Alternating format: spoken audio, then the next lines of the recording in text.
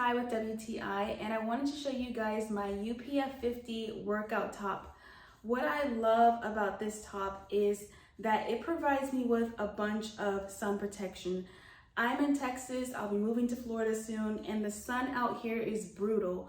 So what I love about this is that the sleeves come all the way down and covers most of my hand, just up slightly past my knuckles, so that not only are my arms being protected, but my hands are also being protected.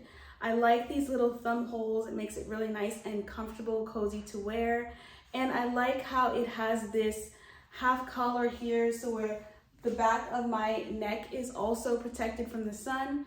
I like that I can zip this all the way up like this, or I can leave it open and down like this. So it goes halfway down, and it is super comfortable to wear, and it does really well with soaking up my sweat. So I have really been loving it. It's nice and loose on the arms, so if I do catch a little breeze in the air, it's nice and breezy, and it's not super clingy to my arms. So I really love that about this top. I just absolutely love that the way that it looks. It looks very nice and stylish, which is how I like to look when I go and work out. So I highly recommend it, and that's my point of view.